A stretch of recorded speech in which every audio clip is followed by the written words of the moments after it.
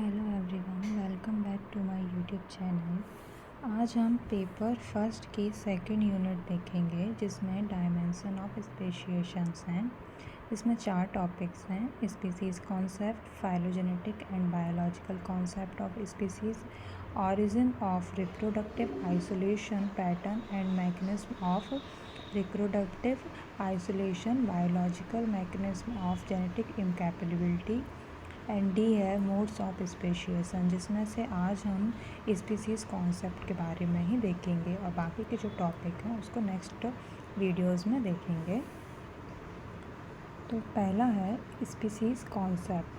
Species concept currently accepted biological species concept BSU के अंतर्गत अर्धसूत्री विभाजन मतलब मेयोसिस के दौरान और जायगोट निर्माण के दौरान आनुवंशिक फेरबदल और पुनर्संयोजन के तंत्र के परिणाम स्वरूप केवल स्पीसीज़ केवल सेक्सुअल रिप्रोडक्शन करने वाले जीवों में ही मौजूद होती हैं।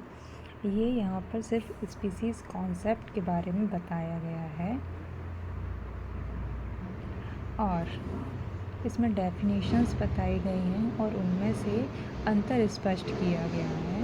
पहला है मैकेनिज्म जो इंटर स्पेसिफिक क्रॉस को रोकते हैं, ये प्रीमैटिंग मैकेनिज्म होते हैं। और दूसरा है मैकेनिज्म जो इंटर स्पेसिफिक क्रॉस की पूर्ण सफलता को कम करते हैं, ये पोस्ट मैटिंग मैकेनिज्म कहलाते हैं। इसमें A, B, C और D, ये D तक दिया हुआ है। नेक्स्ट दिया हुआ है कि जेनेटिक कोहेरेंस, एक स्पीसीज़ के मेंबर एक जेनेटिक कम्युनिटी बनाते हैं जो जेनेटिक रूप से अन्य स्पीसीज़ से अलग होता है।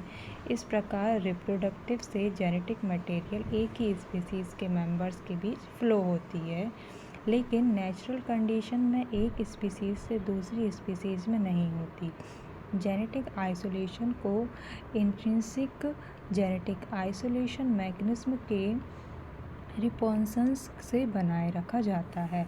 सेकंड है रिप्रोडक्टिव कोहेरेंस, एक स्पीसीज़ के मेंबर एक ब्रीडिंग कम्युनिटी बनाते हैं जो रिप्रोडक्टिव रूप से अन्य स्पीसीज़ से अलग होता है। एक स्पीसीज़ के मेंबर किसी अन्य स्पीसीज़ के मेंबर के साथ इंटरब्रीड नहीं करते हैं या इंटरब्रीड का प्रयास नहीं करते हैं।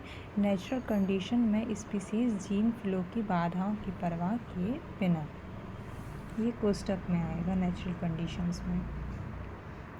विभिन्न स्पीसीज़ के जो मेंबर्स के बीच इंटरब्रीडिंग को विशेष particular intrinsic reproductive isolation mechanism द्वारा रोका जाएगा।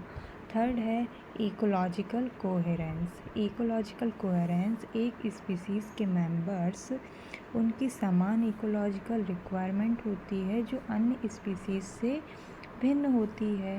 दूसरा है इस प्रकार भिन्न स्पीसीज़ के सिम्पैट्रिक मेंबर्स के बीच कंपटीशन कम हो जाती है और अलग हो जाती है। पूर्ण विकसित स्पीसीज़ में गुणों के सभी 3 सेट इस तरह से डेवलप किए जाते हैं कि स्पीसीज़ फुल्ली जेनेटिकली आइसोलेटेड हो जाती है, फुल्ली रिप्रोडक्टिव आइसोलेटेड हो जाती है और लार्जली इकोलॉजिकली अन्य सिम्पैट्रिक स्पीसीज़ से अलग हो जाती है। अब नेक्स्ट हमें टाइप्स ऑफ स्पीसीज़ कॉन्सेप्ट पढ़ने हैं। स्पीसीज़ कॉन्सेप्ट 4 टाइप्स के होते हैं। पहला है टाइपोलॉजिकल स्पीसीज़ कॉन्सेप्ट। ये टाइपोलॉजिकल स्पीसीज़ कॉन्सेप्ट के बारे में बताया गया है। इसमें प्रॉब्लम्स बताई गई हैं, geographical variant, life stages and taxa. Second nominalistic species concept है। थर्ड है बायोलॉजिकल स्पीसीज़ कॉन्सेप्ट।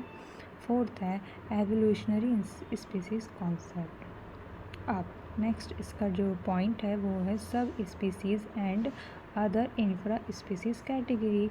सब स्पीसीज़ क्या होती हैं और प्रजाति वास्तव में स्पीसीज़ के नीचे की एक कैटेगरी है जो लिनियस ने मनुष्य के सब स्पीसीज़ को क्लासिफाइड करते समय सब स्पीसीज़ शब्द का यूज़ किया था।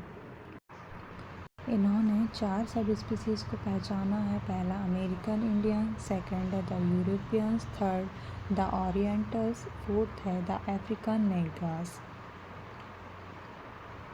Features of Indian race, Indian race के जो फीचर्स हैं उसके बारे में बताया गया है। अफ्रीकन रेस की तुलना में कम बाल होते हैं। अफ्रीकन रेस की तुलना में पूंछ की नोक पर बालों का लंबा गुच्छा होता है। अच्छी तरह से स्पष्ट बाल, कोहनी के जोड़ों पर वाल, एब्डोमिनल में बालों की पूरी झालर होती है। ये स्पीसीज़ के बारे में, सब स्पीसीज़ के बारे में बताया है। नेक्स्ट है ये सुपर स्पीसीज़। सुपर स्पीसीज़ ज़्यादा एग्ज़ाम में नहीं आता है। सब स्पीसीज़ के टाइप्स ज़्यादा इम्पोर्टेंट होते हैं। टाइप्स ऑफ सब स्पीसीज़, इसमें टाइप्स जो हैं geographical subspecies, temporal subspecies, seasonal subspecies, annual subspecies and geological subspecies, ecological subspecies, polytopic subspecies. Next इन infra species categories दी हुई हैं। ये अलग अलग कैटेगरीज हैं। एक है डीम है, क्लीन है, variety, race and form. Deme है एक पार्टिकुलर एरिया में पोटेंशियली इंटरब्रीडिंग इंडिविजुअल्स की कम्युनिटी होती है जिनका सिंगल जीन पूल होता है। इसकी टैक्सोनॉमिक इम्पोर्टेंट नहीं है, इसलिए इसे टर्म रिजेक्ट हो गई है। इसलिए इसकी जो टर्म है वो रिजेक्ट हो गई है। क्लीन लोकल पॉपुलेशन का ग्रुप जो वाइडली डिस्ट्रीब्यूटेड स्पीसीज़ जिनमें मॉडिफिकेशन है जिससे वह अलग अलग जियोग्राफिकल एरिया में रहती है। नो टैक्सोनॉमिक इम्पोर्टेंट, दूसरा रिजेक्टेड, इसके भी टैक्सोनॉमिक इम्पोर्टेंस नहीं है, ये भी रिजेक्टेड हो गई है। वैरायटी पेरेंट्स पॉपुलेशन से अलग जो ग्रुप ऑफ पॉपुलेशन को वैरायटी कहा जाता है।